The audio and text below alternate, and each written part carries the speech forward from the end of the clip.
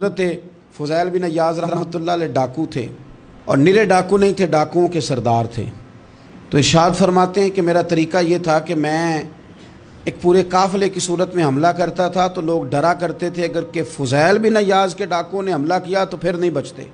ایک دن گزر رہا تھا تو ایک قاری صاحب آیت پڑھ رہے تھے، لا تقنطوا من رحمت اللہ، اللہ کی رحمت سے کبھی نا امید نہ ہونا، ان اللہ یغفر الذنوب جمیعا، بے شک وہ سارے ہی گناہ معاف کر دے گا۔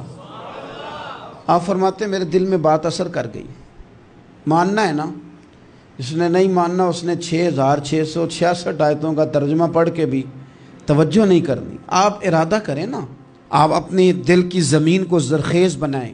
فرماتے ہیں میں فوراً وہ آیت سنی تو میں رویا، اور میں وہ حافظ صاحب کے پاس چلا گیا، ان سے اجازت لی، ان کے کمرے میں داخل ہوا۔ میں نے کہا آپ نے ابھی آیت پڑھی ہے کہ اللہ سارے گناہ معاف کر دے گا؟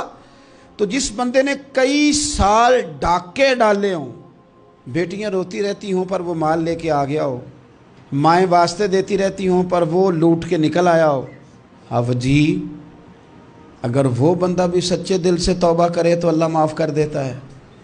تو آفو جی کہنے لگے میں کون ہوتا ہوں تمہیں کوئی تفسیر بتانے والا، میں نے تو قرآن کی آیت پڑھی ہے، میرا رب کہتا ہے لا تقنطوا من رحمت اللہ، تم نے مایوس نہیں ہونا، تم آ جانا، معافی مانگ لینا، ان اللہ یغفر الذنوب جمیعا، اللہ سارے ہی گناہ معاف فرما دے گا، اللہ سارے گناہ۔ تو یہ تو اللہ فرما رہا ہے۔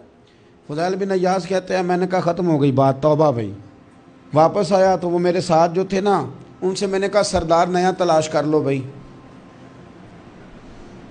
اب ارادے بدل گئے، پروگرام کچھ اور ہو گیا، اب تو لوگ ہمیں تانے دیں گے، اب تو لوگ باتیں کریں گے کہ اوتھے کی لین جانا ہے۔ فضیل بن عیاض کہنے لگے بس بھائی توبہ کرنی، اب تم کوئی اور سردار تلاش کر لو، اور اوپر سے نہیں کہا، توبہ کی تقریریں نہیں کی، دوسروں کو میسج نہیں بھیجے، اور لیکچر نہیں جھاڑے، رو کے کہا، درد سے کہا، دل سے کہا۔ تو وہ جو باقی کے تھے نا ان پر سردار کی بات کا اثر ہوا، کہنے لگے سردار ہم نے سردار نیا نہیں ڈھونڈنا، اگر چوریاں مل کے کی ہیں تو اب تو اس طرح تو نہ کر، توبہ بھی مل کے ہی کریں گے، اب اللہ بھی مل کے ہی کریں گے، اب بس تو اگر ادھر جائے گا تو ہم بھی تو جائیں گے نا۔ اللہ اکبر۔ فضیل بن عیاض کہتے ہیں ظاہر ہے مال لوٹا کرتے تھے، میں نے مسئلہ پوچھا علماء سے تو انہوں نے بتایا کہ یہ تو حقوق العباد کا مسئلہ ہے، جو لوٹا ہے وہ تو واپس کرنا ہی پڑے گا۔ اب میں نے وہ پیسے جمع کیے، اب سارے تو میرے پاس تھے نہیں، جتنے میں دے سکتا تھا دیے، جو کھا چکا تھا وہ رہ گئے، ایک یہودی کے پیسے رہ گئے، اس کے گھر چلا گیا، میں نے جا کے اسے کہا میاں میں نے کر لیا توبہ، اور میں وہ فضیل بن عیاض ڈاکو ہوں جس کے تیرے گھر سے اتنا مال لوٹا تھا، میرے پاس پیسے کوئی نہیں، وہ پیسے لگ گئے، اب تو اس طرح کر مجھے معاف کر دے۔ وہ کہنے لگا نا جناب، یہ بھی کبھی کبھی ہوتا ہے، لوگ نا شرافت کو بزدلی سمجھ لیتے ہیں۔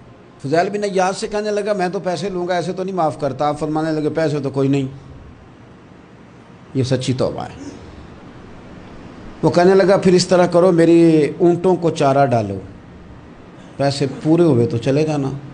کل ڈاکو تھے، ابھی وہ تلوار چلانی آتی ہے، نیزہ چلانا آتا ہے، ڈٹنا آتا ہے، اعصاب مضبوط ہیں، مسئلہ کوئی نہیں، لیکن توبہ سچی کی ہے نا، یہ سچی توبہ والے لوگوں کا طریقہ ہے۔ اس سے کہہ سکتے تھے کہ جا جتھو لب دینی لے لے، تجھے کہا معاف کر دے، تو تیار ہی نہیں ماننے کو۔